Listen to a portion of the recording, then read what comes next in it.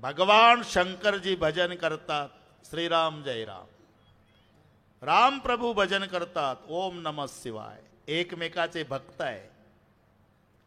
म्हणून रामचंद्र प्रभू सतीला माता मानतात, शंकरजी सीतेला माता मानतात. झालं काय, सती सीतेच्या रूपात रामचंद्र प्रभूला अडचण, म्हणावं काय माते का सीते, ओळखलं. पण माते म्हणून हाक मारावी, सीतेच्या रूपात आली. सीते म्हणावं माझी जगन्माता आहे, म्हणून सीतेही म्हणता येईना आणि मातेही म्हणता येईना. पण चतुरा तू शिरोमणी, सीतेही म्हटलं नाही, मातेही म्हटलं नाही. असे हात जोडले प्रभूनी आणि विचारलं, मेरे पिता शंकर जी का है. पार आईस्क्रीम झालं सतीचं. सतीच्या लक्षात आलं, या बाबाने मला ओळखलं, फक्त मम्मीच म्हणायचं शिल्लक ठेवलं, बाकी डॅडीचं नाव घेतलं. याला म्हणतात चतुर आतु शिरोमणी. पार भयभीत झाली सती. खाली बसली, डोळे मिटले, पुण्या उभे राहून डोळे उघडले. राम लक्ष्मण सीता दिसतात. पुन्हा डोळे मिटले, उघडले. राम सीता सिंहासनावर 33 करोड देवता सेवा करतात. पुन्हा डोळे मिटले, उघडले. रामचंद्र झाडं कवटाळतात, लक्ष्मणजी समजूत घालतात. पुन्हा डोळे मिटले, उघडले. आता रामही नाही, लक्ष्मण नाही, सीता नाही, कोण नाही, एकटीच. आत्ता भयभीत झालेली सती महादेवजीकडे निघाली. पण महादेवजी वटवृक्षाखाली डोळे मिटून बसले होते. न सांगता तुम्हा कळो येते अंतर. महादेवरावला सगळ्या पिक्चर दिसत होता. ही माझी आई होऊन गेली, कारण ही सीतेला माय म्हणतात ना महादेवराव. माझ्या आईच्या रूपात गेली. ही खोटं बोलणार आहे. आता इथून पुढे हिच्या सोबत जर पत्नीत्वाचा संबंध ठेवला तर जगातल्या भक्तीच्या नात्याला कलंक लागणार आहे, कारण ही माझ्या मातेच्या रूपात गेलेली आहे. गई समीप महेश तब हसी पूछ कुशलात. महादेवजी हसले सती आल्यावर. लेनी परीक्षा कवण विधी कहू सत्य सबबात. शब्द सहज आहे तुलसीजी, पण सत्य शब्दावर जोर दिला महादेवरावनं. कशी काय घेतली परीक्षा? लेनी परीक्षा कवण विधी सत्य सबबात. खरं बोल, म्हणजे माहिती होतं हे खोटं बोलणार आहे, म्हणून सत्तेवर दिला जोर. कहू सत्य सबबात. सुरुवात केली. कछुन परीक्षा लीन गुसाई. इथून खोटं बोलायला सुरुवात केली. काय परीक्षा वगैरे घेतली नाही? परीक्षा घेतली नाही. कशाला गेलती? कशाला गेलती? अहो तुम्ही इथून नमस्कार केला का नाही? हा, मी जवळ जाऊन पाया पडली. दडदडीत खोटं. महादेवरावच्या लक्षात आलं सतीला संताप आहे. हे उलट उलट झालं ना.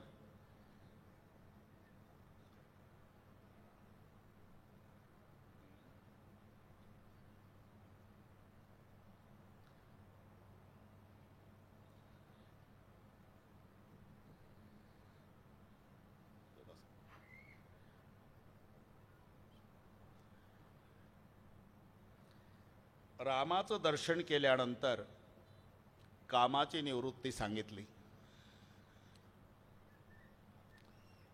पण शूर्पणखेला काम आहे ना. त्याचे शब्द आहे ना, तुम सम पुरुष नमो सम नारी, हे संजुग विदरच्या बिचारी. तुमच्यासारखा पुरुष मी बघितला नाही, माझ्यासारखी सुंदरी तुम्ही बघितली नसेल. ही जोडी ब्रह्मदेवानं एक निर्माण केली असावी.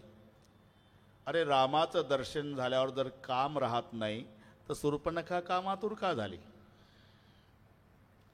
रामाचं दर्शन घेतल्यावर जर शांती मिळते, सतीला संताप का? याचं कारण आहे, दर्शन घेताना संशयाचं जाळ आहे.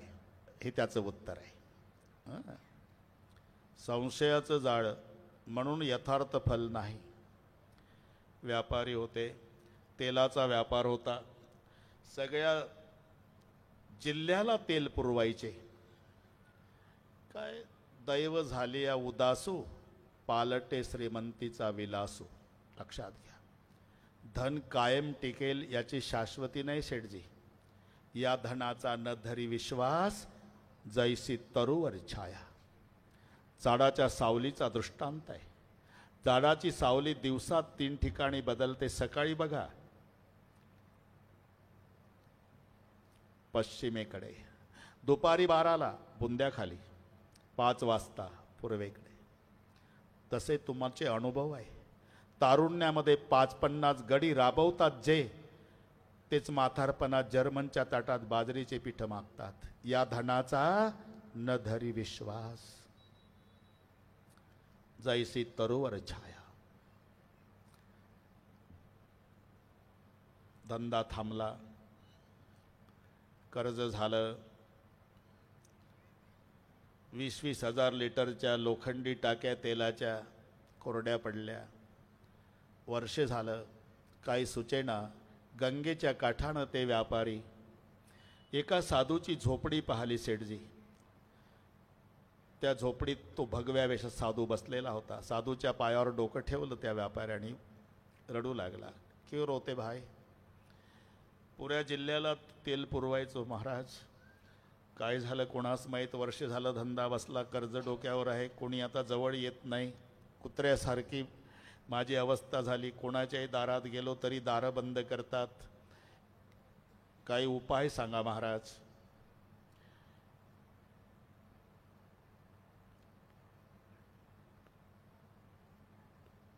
कशाचा व्यापार होता? तेलाचा होता. त्या लोखंडी टाक्या आहेत. हा, टाक्या आहेत महाराज, पण त्याच्यात काही नाही. ठीक आहे. साधू उभा झाला. एका चिंधीमध्ये गुंडाळलेला एक दगड होता, तो त्या व्यापाऱ्याला दिला. जा, काय 100 ग्रामचा असेल तो घेऊन जा. याचं काय करू महाराज? मी सांगतोय तुम्हाला, माझा धंदा बसला ना. दगड? अरे दगड नाही, परीस आहे. टाक्या लोखंडाच्या आहे ना, त्याला लाव, सोन्याच्या होतील. जगात 1 नंबरचा धनवान होशील. ते इतकं उतावळी झालं वकील साहेब, पळतच आलं. मोठ्या मोठ्या टाक्या होत्या शेठजी, 1 वर्षापासून बंद होत्या. खालूनच फेकला दगड टाकीत. दगड टाकीत पडला, पण टाकी सोन्याची झाली नाही. म्हणला, मला व्यापारी, माझे सहकारी यांनी तर फसवलं. प्रापंचिक लोक तर फसवतात, पण साधू लोकही आता फसवायला लागले. वैतागून आलं. काय महाराज, अपेक्षा नव्हती तुम्ही फसवाल म्हणून. परीस आहे, लोखंडाचं सोनं होतं, जगातला धनवान होशील. ते टाकी तर लोखंडाचीच. काय तू टाकला? अहो मीच टाकला टाकीत. चल दाखव मला. असं होऊ शकत नाही. आणलं साधूला. कोणत्या टाकीत? ही टाकी सगळ्यात मोठी. वर गेलता का? नाही, वर जायचं काय काम आहे? खालूनच फेकला. शिडी लाव. शिडी लावली. पहिला साधू वर गेला. 1 वर्ष झाले होते टाक्या बंद, कोरड्या ठक पडलेल्या, त्याच्यात जाळे झालेलं, आणि परीस जाळ्यात अडकला होता. ए व्यापारी, वर ये. माझा काय दोष आहे बघ? अरे लोखंडाचा आणि परिसाचा संबंधच आला नाही ना, ते जाळ्यात अडकलं ना.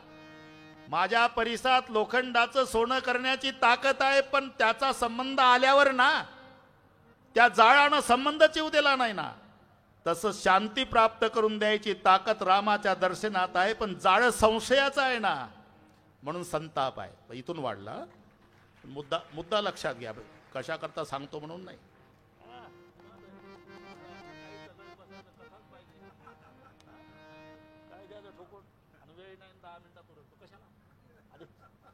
मजा आहे, मजा आहे शेठजी. आता गैरहजर नाही राहायचं 7 दिवस. हा, आपला परिवार घेऊन या.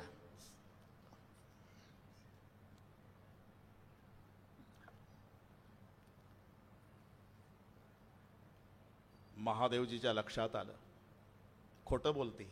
कछून परीक्षा आली न गुसाई. परीक्षा वगैरे काही घेतली नाही. शंकरजी आणि सती कैलासाकडे निघाले. विविध इतिहासातल्या गोष्टी सांगत सांगत महादेवजी निघाले. मनात विचार शंकराने केला, माझ्या आईच्या रूपात गेली, पत्नीत्वाचा संबंध ठेवला तर जगातल्या भक्तीच्या नात्याला कलंक लागतोय. म्हणून मनोमन संकल्प केला, या देहात ही सती आहे मनोमन, तोपर्यंत हिच्या सोबत पत्नीत्वाचा संबंध ठेवणार नाही असा संकल्प महादेवानी मनोमन केला. आकाशवाणी झाली, धन्य हो शिवजी, आप जैसी प्रतिज्ञा करने वाला दुनिया में दूसरा कोई नहीं है. आकाशवाणी ऐकून सतीने विचारलं, अशी कोणती प्रतिज्ञा केली तर आकाशवाणी झाली? महादेवाला वाटलं, तुझा पत्नीत्वाचा त्याग केला असं सांगावं, हिला दुःख होईल. म्हणून वेगवेगळ्या इतिहासातल्या गोष्टी सांगत सांगत कैलासावर आले. नेहमी डाव्या भागाला बसायचं आसन होतं ना सतीचं, स्वतः महादेवाने उचललं, सामोर मांडलं आणि सांगितलं, देवी सामने बैठो. याला म्हणतात कृतीतून त्याग. सतीच्या लक्षात आलं, पत्नीत्वाचा त्याग केला, डाव्या भागाला बसण्याचा माझा अधिकार संपला. आणि महादेवजीनं डोळे बंद केले, ध्यानस्थ बसले, समाधी लागल्याचा उल्लेख आहे. त्या कालावधीत दक्ष राजाला प्रजापती पद प्राप्त झालं. आणि शेठजी, पद आणि मद हे अतिशय जवळचे शब्द आहे. पचा म करायला फार खर्च येत नाही. पच्या डाव्या कोपऱ्याला एक शून्य लावा की लगेच त्याचा म होतो. त्या शून्याला अहंकार म्हणतात. पद वाईट नसतात, पदाचा मद वाईट असतो, हे लक्षात ठेवा. संपत्ती वाईट नाही, संपत्तीचा मद वाईट आहे. तारुण्य वाईट नाही, त्याचा मद वाईट आहे. तारुण्य चालता चालता म्हाताऱ्या माणसाला ढकलून पाडण्यासाठी नसावं. चुकून घसरून पडलेल्या आजोबाला पळत जाऊन उभं करण्यासाठी तारुण्य असावं. तेव्हा तारुण्याला सौंदर्य प्राप्त होतं. संपत्ती असावी, गरिबाची अडचण दूर करण्यासाठी विनियोग असावा. जयासी चढला धन मधु, तो उघड्या डोळ्या होय अंधू, कानी नायके शब्द बोधू, धन मधु स्तब्धू सर्वदा, धन गर्वाचे पुष्टी, सक्का बाप नाणी दृष्टी, मातेसी मने करंटी, इतराच्या गोष्टी कायस्या. म्हणून तो ज्ञानेश्वरीमध्ये, या लागी शरीर सांडवा कीजे, सकळ गुणांचे लोण उतरीजे, संपत्ती सांडीजे नाही, संपत्ती मधु सांडीजे, कुरवंडी करुणे मग निस्सिंबा उल्हास. संपत्ती वाईट नाही, संपत्तीचा मद वाईट आहे. धन वाईट नाही, धनाचा मद वाईट आहे. तसं सत्ता वाईट नाही, सत्तेचा मद वाईट आहे.